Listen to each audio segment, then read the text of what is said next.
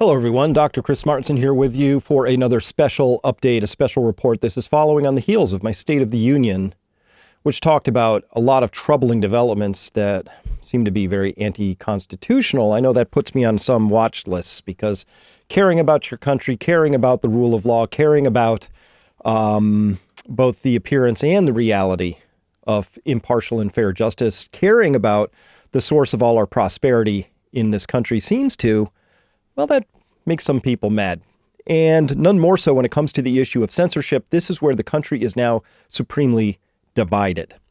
And so divided that I now understand actually where civil wars come from. A civil war, to me, comes when there's two groups of people who can't find any common ground according to their ideology. So let's go there and talk about this because this is pretty bad. This is pretty bad. I never thought we'd be getting here as a country, but here we are. I want to talk about having trouble with reality. This is the New York Times edition. So in the wake of the ruling where a judge slapped down the government's heavy-handed censorship attempt, saying this is the most egregious case of a First Amendment violation in U.S. history, and it's got 155 pages of documentation and reasoning around that. So you would think somebody like the New York Times, who's in the media business, would actually care a lot. Being the fourth estate in the power structure here, they would care most about the First Amendment. The right to free speech is the most foundational of them all. That's why it's in the First Amendment. Congress shall make no law abridging the freedom of speech. No law. So here's this New York Times article. Comes out on July 5th, written by a Michael Shear and a David McCabe. Michael Shear won a couple of Pulitzers, I think one for brave COVID reporting, a lot of which turned out to be, well, in retrospect, it looks wrong. So maybe we can understand some of the spin that Michael Shear and David McCabe are putting on this article. But this is not a news article.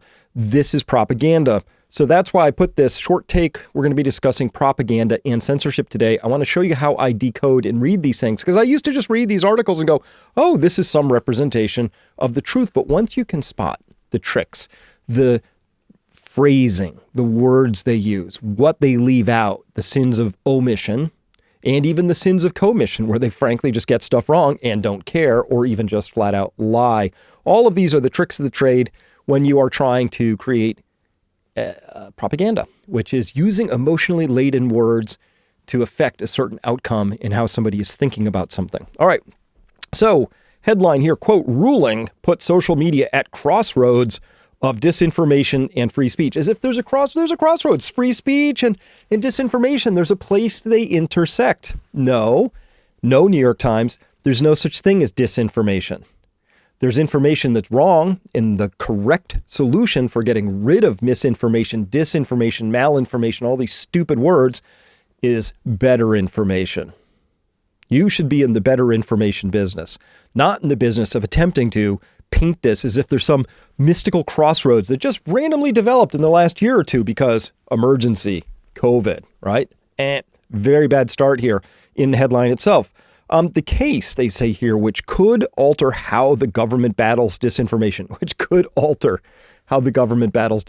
Okay, this is a setup right here because, I mean, that's a good straw man. It's like, oh, well, the government's been battling disinformation. Well, A, what is disinformation? B, has it really? C, is that even its job? What would happen if disinformation actually existed? Let's say we had some. What would happen? Well, people might take an inappropriate medical treatment that hadn't been fully tested. If you had lots of disinformation, people didn't have full informed consent. That could happen, right? I guess that could be bad. At any rate, here they're trying to set it up. Could alter how the government battles disinformation. Again, I would object. The government should not be battling disinformation. It should be in the business of putting out better information. Carrying on, is a flashpoint in a broader effort by conservatives to document what they contend is a liberal conspiracy to silence their views. Okay. A broader effort by conservatives to document what they contend. Oh, are you contending that it's a liberal conspiracy to silence their views? No. If it actually happened, it is a conspiracy in the sense that, conspiracy is actually on the books, right? You can get charged with conspiracy to commit a crime, right? Obviously. So in the sense that this actually happened, it was a conspiracy that involved two or more people seeking to do something illegal, if not unethical. if not immoral, right? So yes, there was a conspiracy. I'm not sure why you would tag it on liberals. I know a lot of liberal people, they're great. But the authoritarian class, the new authoritarians, that's a different matter. We'll call them leftists, but the authoritarians don't necessarily just come from the left, right? We have lots of so-called Republicans that are out there busy doing the same things. It's really the big staters, right? The authoritarians. So that's what I'd say. What I would contend, and I'm not a conservative, except I like to conserve nature and things like that, but I would contend what we have is an authoritarian conspiracy to silence their views. That's correct. That would be a correct way to look at this. So let's look at this. This is pure spin. This is not journalism. This comes from one of the top paragraphs in this article by David and the other guy. It says, quote, the government's actions at the heart of the case were intended largely as public health measures. Oh, the government was just trying to, all these things the government was charged with doing in this case, they were intended largely as public health measures. Okay, first up, the First Amendment, protecting free speech, does not have a public health exception. In fact, it has no exceptions whatsoever. None. Zero. So this is just absolutely pure spin. This is not journalism. But second of all, let's look at how wrong they've got this. They say the government's actions at the heart of the case were intended largely as public health measures. Let's turn now to that court ruling and find out what was in there. In this case, the plaintiffs, these were the people who brought the suit, alleged the defendants, that was Joe Biden and a whole bunch of other named officials in the United States government. Those are the defendants. They suppressed conservative-leaning free speech, such as suppressing the Hunter Biden laptop story prior to the 2020 presidential election. Doesn't sound very public healthy to me. In fact, that was working against public health, keeping that guy out doing what he was doing. Suppressing speech about the lab leak theory of COVID-19's origin. That doesn't seem to have a lot to do with public health. That sounds like something that was rather embarrassing for the NIAID generally and for Anthony Fauci personally and Ralph Barrick and all these other crusty virologists who were out there and did something really awful. I know it's embarrassing, but that doesn't seem very public healthily, oriented to figure out how to suppress things that embarrass people who did something they really shouldn't have done. I don't know. Crazy, right? Suppressing speech about the efficacy of masks in COVID-19 lockdowns, which we now know not only did not work, but were counterproductive. Of course, the masks aren't going to stop a respiratory virus. Lots of people were saying so. It took me a while personally to figure out just how ineffective they were. But we should have had a wide open debate to figure that out faster sooner, right? Lockdowns, flat out, were harmful. Flat out, right? Particularly since they were heavy-handed. Everybody must stay home. Unless you're the governor of California, you want to eat at a place called the French Laundry with your friends. Then you can gather and be maskless. But are you trying to go to Little League? Are you trying to surf on the beach? No surfing for you, citizen, right? Okay. None of this what does this have to do with public health, right? Suppressing speech about election integrity in the 2020 presidential election. No, that isn't public health either. Suppressing speech about the security of voting by mail. I can't see the public health angle on that either. Suppressing parody content about defendants. What's the public health benefit of suppressing a parody account and content about the defendants? Suppressing negative posts about the economy. That doesn't sound like public health either. Suppressing negative posts about President Biden. These were the things that were named in the suit. And here's how the New York Times decided to characterize it. If you're just reading along, you're like, oh yeah, the government's actions at the heart of the case were intended largely as public health measures. F you, New York Times. That is a big fail. That is like, how did you get it that wrong? It's not possible for you to be that unintelligent. So you obviously were intending to mislead. You, the New York Times, are purveying misinformation here. This is you're misinforming people. Okay. And the cure for that is me doing what I do. So I'm here to help correct that. This is how it should work, right?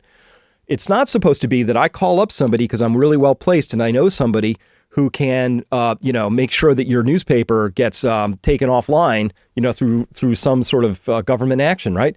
That's not how this works. You print something really stupid and misinformational like this, and people like me and my listeners make, of it what we will. Okay.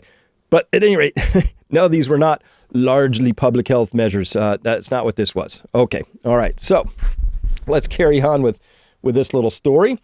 The case, they say here, quote, was brought by 2 Republican attorneys general and 5 individuals who campaigned against masks, argued that vaccines did not work, opposed lockdowns, and pushed drugs that medical experts denounced as ineffective, like ivermectin and hydroxychloroquine, end quote. Pushed drugs, those drug pushers, that medical experts, not all of them.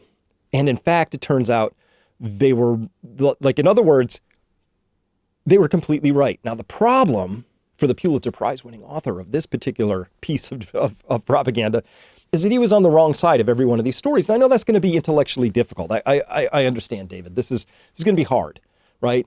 You probably take a lot of pride in your work. You're very senior. You've spent a lot of time honing your craft. It's just that turns out that you were on the wrong side of this story over and over and over again. And you don't know how to admit that to yourself. So that's okay. I get that. But your editors, they ought to be telling you to take a nice long vacation and reflect on this a little bit. Come back when you got a clear head, because this ain't clear right here. No bueno. All right, carrying on. They commit a complete foul here, though, because they say here, quote, and this case is being overseen by Judge Terry A. Doughty, who was appointed by President Donald J. Trump. Oh, that means he must be a terrible person. And has previously expressed little skepticism about debunked claims from vaccine skeptics in one previous case. Judge Doughty accepted as fact the claim that COVID-19 vaccines do not prevent transmission of the disease. This is a complete foul. And the reason is this is really well-established fact. Do I have to? Yes, I do. Okay, let's do it.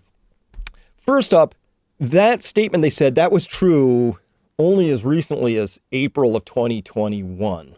By July of 2021, even the CDC, through a statement from Rochelle Walensky on July 30th of 2021, said, quote, demonstrating that Delta infection resulted in similarly high SARS-CoV-2 viral loads in vaccinated and unvaccinated people.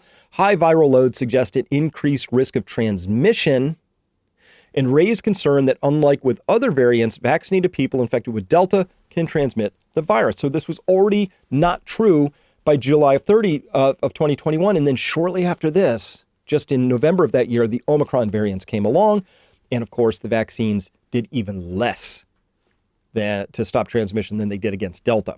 So it has not been true since July 30th of 2021 publicly, right? Well, let's go even further than that. But by August 6th, this news had made national news. Hey, New York Times, take note. There's this thing called Google. Or if you're still old school, you can do the Nexus searches. But anyway, this is very easily found information. So by August 6th, 2021, that data had made national news. In fact, Rochelle Walensky had to say it herself on national TV here on August 8th of 2021. But of course, we have other data that came pouring in since then. A lot of it's a little sciencey, so go to your science section writers. New York Times have them help you decode stuff like this. This is a chart from the Cleveland study showing in black, red, green, blue, and then that tan color all the way on top, ranging from 0 doses of the vaccine on up through 3+ doses in a perfect dose response fashion, that the more doses you had, the higher your cumulative incidence of getting COVID. So let me get my drawing tool out because you know how much I love that. Highlighter. That's what's up this axis here. This is your cumulative incidence of COVID. This couldn't be any more clear. The more doses you have, the higher your cumulative chance of catching COVID. And of course, once you've caught it, then you're in a position to transmit it as well.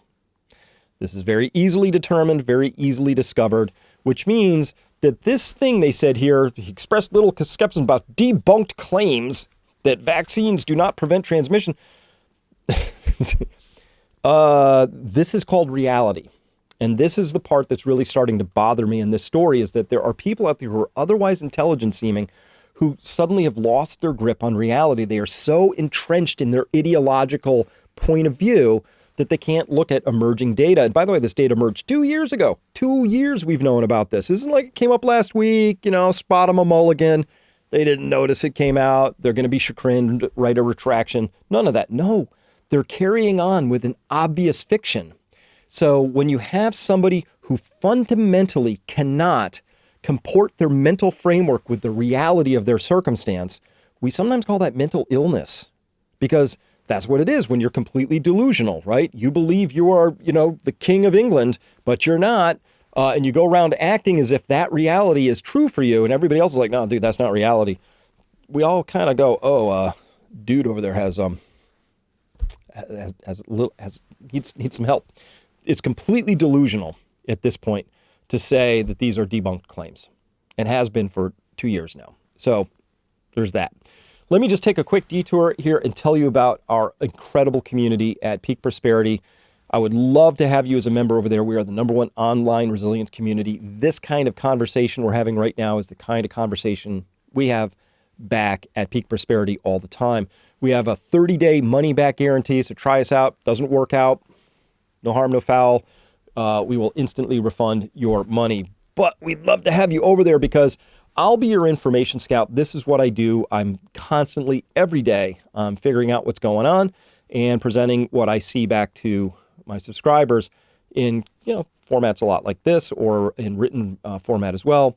So, you can see that testimonial there. And this is just a screenshot I took just before I started recording this, so it's like 10 minutes old. But just showing you what's going on in the forum area over for our subscribers. You can see first there's lots of activity, lots of comments, lots of views. And in yellow here is this. I perform this daily takes, Monday to Friday. I'm always posting something. This one was about election integrity, but we talked about the Canadian fires being set. People are discussing whatever they want to and starting threads about it. So questions are being asked. By the way, we have one of the most intelligent, sophisticated communities. Any question you have, I don't care if it's about computer programming or how to birth a calf out in the field, we'll have somebody in here who can help you with that, because that's my job right now, is to bring people together and help you become resilient. And so what do you get if you become a member at Peak Prosperity? Hey, you get to comment in a very respectful, very welcoming, very moderated, completely troll-free and AI bot-free environment you can trust. The authenticity of the people you're conversing with are actually people who aren't trying to nudge you to buy a political ideology or a new brand of soap. Full access to the community, of course, full access to the forums. We have live chats. People are chatting back and forth all day long. It's all about community and connection, and you get access to all the content and on and on. Lots and lots of things. So we'd love to have you as a member. Again, peakprosperity.com/membership. Now, carrying on with our story. What was that? Did I do that smooth? Hope so. So what exactly is this? So this is another paragraph from that New York Times article. The court's order, quote, the court's order which prevents the government from even speaking with tech companies about their content moderation policies deals a huge blow to vital government efforts to harden U.S. democracy against threats of misinformation. That's written by Aaliyah Littman and Lawrence Tribe. They wrote that in the Just Security blog on Wednesday. So here they are, they're quoting some experts that say, look at this. Oh my God, this deals a huge blow, not good, to vital government efforts, they're vital, to harden democracy against threats of misinformation. Like, whoa, whoa. Since when did democracy ever face big threats from misinformation? Like, they're just presenting this as if it's a thing we all know. And in their circles, I bet you that's true. These people are a couple of professors. I'll tell you who they are in just a second. They're in their bubble. They only hang out with other people in their bubble. Their bubble decided years ago that misinformation is a real thing, and everybody knows that. So we just have to deal with it. And of course, democracy, we all care about democracy. They don't care that democracy actually is founded on having voting systems that are not just secure, but verifiable. And that without having a secure, verifiable voting system, you don't really have democracy. It doesn't stop us from exporting it to places didn't really ask us to, but there it is. So here they are just spouting it out as if this is a truism. I'm sure it is for them, but I'm going to say, whoa, Nelly, pull back on the reins. Whoa. Vital government efforts to harden U.S. democracy against threats of misinformation. Weird. That's not at all how this works. There is no such thing as a threat of democracy being threatened by misinformation. There's no such thing. All we do is we bring out better information. The cure for misinformation is better information. The cure for bad science is more science and better science. That's how all this works. But they belong to a tribe, and Lawrence tribe, very, very aptly named here. Lawrence's tribe believes that no, we have to have government authority, and the government knows the right answer, and the government has the access to the correct information, and the government knows best. And so the government is the one who's going to define misinformation, malinformation, disinformation, and then they're going to censor anybody and shut them down, because otherwise democracy is under threat. And they have it exactly backwards. Like when I said there's civil wars when two groups they have no Venn diagram overlap, their circles don't overlap. I do not believe anywhere in my body at all that democracy needs to be protected from misinformation. Not even slightly. I believe democracy needs a well-informed electorate, freedom of speech, a completely level landscape when it comes to judicial policies, the corporate landscape, no bailouts, no special favors, no two-tiered, three-tiered justice system, none of that. We do best with the opposite of what these two lunkheads are proposing. They say here, carrying on, each step in the reasoning of the decision, the court decision, manages to be more outlandish than the last, the pair wrote. And they didn't go to somebody from the other side saying, actually, I'm a free speech advocate, and I think the judge got it mainly right. There was none of that in this propaganda piece from the New York Times. And so this is Lawrence Tribe. Oh, he's a professor of constitutional law emeritus at Harvard. I think I've heard of this place before. Oh, yeah. Wasn't that the ethically astray institution that required students but not faculty? Required students but not faculty to get the booster shots? Ooh, it makes sense. So I guess Lawrence and Harvard, you guys can have each other because both of you have completely lost the plot line about what it means to be an ethical, mature, wise institution or individual. Okay. Well, what about Leah Lipman? She's a professor of law at the University of Michigan Law School. Michigan. What have I heard about Michigan lately? Oh, that's right. You can now go to jail for hurting someone's feelings in Gretchen Whitmer's Michigan. Michigan's also off the rails. I don't know what's going on in Michigan, but like from its institutions to its governorship, Michigan, blink twice if you need rescuing. It's very bad. So my conclusion to all of this is New York Times, clearly they're anti-free speech, which is a very bad look on a newspaper, the newspaper of record. They are pro-government censorship, also a very bad look here. Unable to stay with current with reality, which means they are not worth paying for. Similarly, these are two disgraced institutions now because of the actions of these professors, but also actions of other professors. They are clearly not worth paying for. It would never, never, never occur to me to send my children to either of these two institutions, whatever they cost, $50, $60, $70, $80, $90,000 a year, whatever it is, to be educated by those two jamokes, Lawrence Tribe and Leah Lipman. Terrible, terrible, terrible takes on those things. But that's where we are, and that's why I'm putting this special episode out, because so what would I do about this? Like, all right, tell you what we need. You know what we need? We need instead, what we need is rational unity. We need to be able to find the overlap and come together. You know what we need? That's a mini nuke down there, a small scale nuke, probably coming in at like the 50 megawatt scale. Under that is, next to that is a molten salt reactor. Those are thorium reactors. We need to be building these as fast as possible. We don't have molten salt reactors. China, bless their hearts, just licensed their first 2 megawatt, very small, but it's a pilot plant, thorium salt reactor. Why do I say we need those? Because we have tens of thousands of years of thorium fuel at our fingertips, literally already processed, mined, and sitting in the desert in Nevada, that we could leverage to make lots and lots of very cheap electricity. We need to do that really badly. And we need to pump that into a smart grid, an actual smart grid where nuclear is part of that. Obviously, let's use wind, let's use solar, but these are adjunct add-ons to the smart grid. They are not at the center of it all. The green energy is not yet ready for prime time, and I have my doubts as to whether it ever will be for all sorts of reasons. Intermittency, do we have enough lithium and copper and resource issues like that to do we have the battery chemistry really locked down enough to be able to store the electricity. Anyway, nukes make a lot of sense to me. That's what we need. And what I care about most is that this is a global index of invertebrate insect abundance. Lepidoptera, butterflies, all other invertebrates. Look, oh my God, they're just crashing. They're just crashing. I was just out with my son. Just the day before yesterday, we were near the Connecticut River. We were standing near a cornfield. We were standing in the shade near a river after lots of rain, having a cool beverage after having gone bowling, first time in a couple decades.